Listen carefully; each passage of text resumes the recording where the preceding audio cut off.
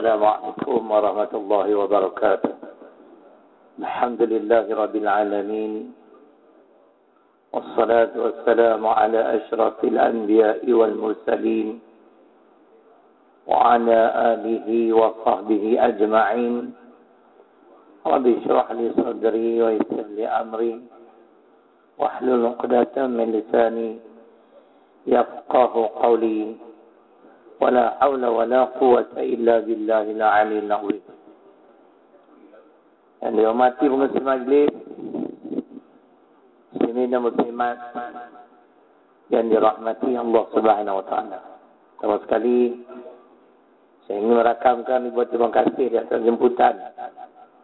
Hampir banyak tahun yang tak datang. 3 tahun. Saya ingat kalau tak silap kali kedua dulu di sini yang polis buat sekatan yang tak bagi orang datang.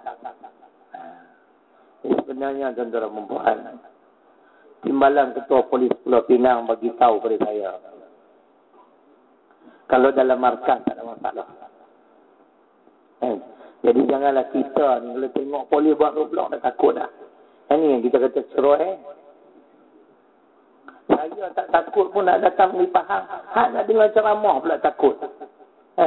Ni mangkuk ayun namanya. Hak nak ceramah tak bimbang pun. Tak boleh bimbang. Kalau ada roadblock mereka nak pergi nak dengar ceramah. Dalam markas tak apa. Dalam kawasan markas. Jangan bimbang lah. Ya kita menang banyak kes dah. OCPD rompin kena rompin. Faham? Awak malu nak jawab kan? OCPD kalah. Diminta bayar 200,000 pada otak hatta dan seorang lagi tu. Kan? Jadi kita tak perlu bimbang. UMNO ni bukan jahat kan tuan-tuan. Cuma malaunnya. Kan? Muslimin dan muslimat yang dirahmati Allah Subhanahu wa taala. Saya sebelum kita menanti sahabat-sahabat lain nak datang, saya ingin memberi sedikit taklimat. Bagi saya, kalau malam-malam yang ada kuliah, tak perlulah kita wirid panjang-panjang. Kadang-kadang ustaz datang jauh, dia nak pulang jauh. Kita ada wirid panjang-panjang, tak payah. Saya nak ajar tuan-tuan yang saya buat tadi sudah memadai. Pertamanya ayat kursi jangan tinggal. Hadis Bukhari dan Muslim. Iblis sendiri mengajar sahabat Nabi, kalau kamu nak terhindar, selamat daripada godaan tipu daya iblis, jangan tinggal ayatul kursi. Allahu la ilah. Dan Nabi mengajar kita di sebelah malam, jangan tinggal amanah Rasul.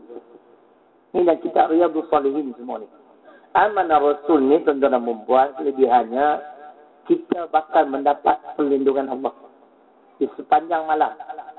Jangan bimbang. Kemudian qul huwallahu ahad baca 3 kali. Karena menyamai seluruh Al-Quran. Kita nak baca seluruh Al-Quran kita tak mampu. Jadi kita gantinya qul huwallahu ahad. Kalau 3 ini kita kekalkan sebagai amalan harian sudah memadai. Jangan sampai tak ada langsung baca Quran. Jadi tak perlu nak wirid panjang-panjang kan. Ustaz pun nak ceramah panjang juga. Wirid panjang, doa panjang, ustaz ceramah panjang. Bila mau hadir dah. Kan? Jadi saya ni suka ambil pendekatan yang jangan menjemukan orang. Kan? Malam ada kuliah tak payah wirid dah. Macam tu cukup dah. Ayat kursi yang diingat. Siang malam. Amanah Rasul sebelah malam. Lepas maghrib kita baca. Qul huwallahu 3 kali. Ini muslimin dan muslimat yang dirahmati Allah Subhanahu wa taala. Jadi itulah sedikit makna sebagai taklimat untuk sama-sama kita beramal supaya kehidupan kita di dunia ini kehidupan yang tidak sia-sia. Apatah lagi kita adalah pejuang-pejuang Islam yang siang dan malam bertungkus lumus untuk menjatuhkan UMNO dan Barisan Nasional. Jadi kalau kita sebagai pejuang Islam tak ada amalan yang khusus yang tertentu Saya yakin dan percaya susah kita nak kalahkan musuh-musuh kita. Jadi kita perlu ada juga benda-benda tadi, secara ringkasnya ayat kursi, amanah Rasul, Wallahu ahad sebagai amalan harian. Jadi insyaAllah pada malam ini tidak ada tajuk khusus. Jadi biasalah bila datang ke markaz ni selama tajuk utama nak kata ke UMNO lah. Itulah kan kerja lain. Kerja saya pun memang kerja saya lawat UMNO. Pagi, petang, siang, malam. Tapi alhamdulillah tuan-tuan. Bila kita lawan UMNO ni, kita ni patut bersyukur pada Allah tau. Sebab apa? UMNO masih ada. Kalau tak ada UMNO, tak ada pahala kita. Jenuh diri. Jenuh solat sunat. Oleh kerana ada UMNO solat sunat sikit-sikit sudahlah. Lawan UMNO pahala muslimat jangan main-main. Kan? Kita fikir tengoklah. Kalau kita buang duri di jalan pun mendapat pahala. Kalau kerana Allah. Kita nak buang UMNO daripada muka bumi Allah Ta'ala ni. Kerana UMNO ni lebih dahsyat daripada dinosaur. Kan? Takkan tak dapat pahala kot. Logiknya begitu kan? Kalau buang duri di jalan pun dapat pahala. Nak buang UMNO daripada muka bumi Malaysia, takkan tak dapat pahala. Kenapa? Kerana Allah berfirman di dalam surah Al-Qasas, surah 28 pada ayat 41. A'udzu billahi minasyaitonir rajim wa ja'alnahum a'immah yad'una ila an-nar wa yaumal qiyamah la yunsarun. Itu ayat yang bermaksud dan kami jadikan yang ini di antara mereka pemimpin-pemimpin. Sebab tu di kalangan kita ni bukan semua boleh jadi pemimpin. Saya dah berceramah 20 tahun pun tak jadi YB lagi. Sebenarnya ini semua bonus. Ketentuan Allah. Kalau macam saya agak-agak lah. Kalau jadi YB boleh tahan juga pasal. Kalau masuk Dewan Undangan Negeri Kedah, UMNO lari tuan-tuan. Hujah Quran, hadis kau-kaunya kita bagi. Cakap banyak, kafir terus. Bukan susah kan? Tapi inilah ketentuan Allah. Tapi ingat dalam ayat ini. Dan kami jadikan di antara mereka yang ini pemimpin. Pemimpin yang bagaimana? Yad'una ila an-nar. Yang menyeru rakyatnya ke arah neraka. Wa yaumal qiyamah la yunsurun. Pada hari kiamat nanti, mereka tidak akan mendapat sebarang pertolongan. Syekh, entah main mana ni? Aku main Pahang. Ada Pahang. Duduk sini. Alamak. Saya pergi balik Pulau Pinang daripada sana. Ini SB ke apa? Cek tengok. Tak dengar? Ada. Dulu dia tinggal kat Pulau Pinang. Ni dah balik sini lah. Oh, bentuk lah. Oh, patutlah. Saya tengok macam kenal. Sebab saya FB pun dia tahu tuan-tuan. Saya tengok dan tuan-tuan ada FB tak? Semua FB. Sahabat baik saya. Ini ayat. Ingat. Ingat tuan-tuan. Ada sebahagian manusia yang Allah jadikan mereka pemimpin. Pemimpin yang bakal membawa rakyat atau penyokongnya ke neraka.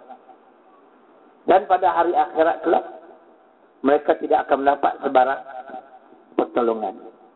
Di dalam sebuah hadis, riwayat Imam Tirmizi, "Innama akhafu ala ummati innama akhafu ala ummati a'immatal mudillin." Hadis sahih Imam Tirmizi. Di mana Nabi bersabda, sesungguhnya aku amat bimbang. Apa yang dibimbangi oleh Nabi? Satu perkara yang akan menimpa umatku, yakni di akhir zaman. Apa itu? Mereka bakal dipimpin oleh pemimpin-pemimpin yang sesat. Nabi cerita macam tu je. Sebab tu kita wajib bersyukur adanya para ulama hadis yang memahami kehendak hadis ini, yang sekaligus juga telah memperincikan sifat-sifat pemimpin yang menyesatkan rakyat. Jadi malam ni kita nak cerita yang ni lah. Kita tengok ada atau tidak pada UMNO. Kan? Kalau tak ada pada UMNO, jadi kita kena undi UMNO. Kan?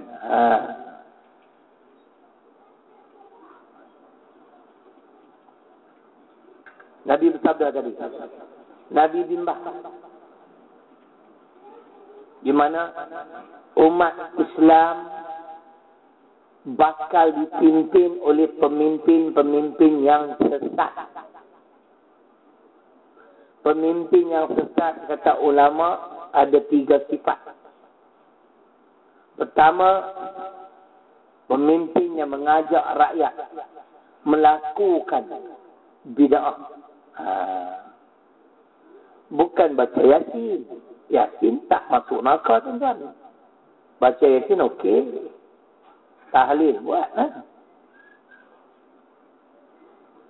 Bid'ah yang membatalkan Islam dan iman ialah menolak hukum hakam Allah dan Rasul dan menerima pakai undang-undang ciptaan manusia.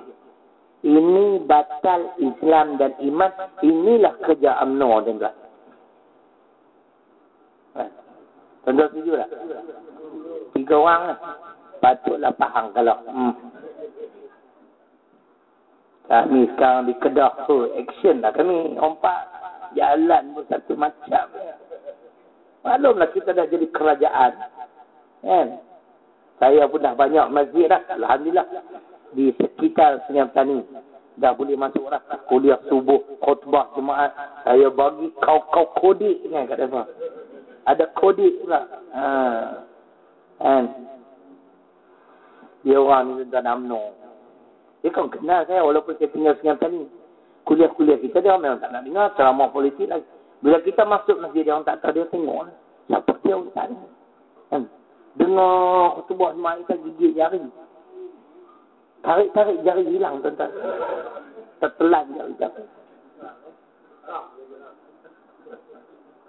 Ada sebuah masjid berhantaran dengan kampung saya. Saya kuliah subuh dah lama dah kat situ. 7 tahun. Pagi jemaat minggu ketiga. Solat subuh ramai. 4-5 sah. 200 orang masih terdekat. Kuliah subuh tinggal 30. Tak apalah pagi tu ada yang sibuk nak pulang kerja. Yang pension pun pulang. Mangkuk ayun semua. Tak mau dengar. Tapi takdir Tuhan. Bulan ni lah. Minggu kedua. Saya berkhutbah jemaat di situ. Pak Imam pun Pak Imam rompat. Dia tak buat pengumuman. Siapa yang akan baca khutbah hari ni? Tiba-tiba saya naik, tuan-tuan. Semua terpanjat. Puak-puak yang tak suka dengar kuliah subuh, takkan nak balik solat jemaah. Saya naik atas mimbar. Saya tengok muka dia orang. Mampus kawan ngaku hari ni. Hari tu, tuan-tuan. Kau punya khutbah. Cerita Islam, cerita Quran. Tu je. Ada seorang tua tu menung. Tak pernah dengar. Ni. Balik ni. Minggu depan. Itu pertama. Khutbah jemaat di sebuah masjid lain juga. Situ ramai UMNO. Cukup ramai kau-kau lah. Saya dah prepare dah nak bagi kau-kau ke dia. Peduli apa kan? Kita baca khutbah. Kan? Kalau kita tak bagi penjelasan, orang-orang yang menyokong UMNO akan terus di dalam kesesatan. Mereka menganggap soal pilih pemimpin, soal beramal dengan undang-undang ciptaan manusia ni seolah-olahnya tidak salah. Sebenarnya, mengikut fatwa Dr. Hamka, kalau kita ni orang yang solat, tetapi kita meyakini ada undang-undang lain yang lebih baik untuk mengatur masyarakat,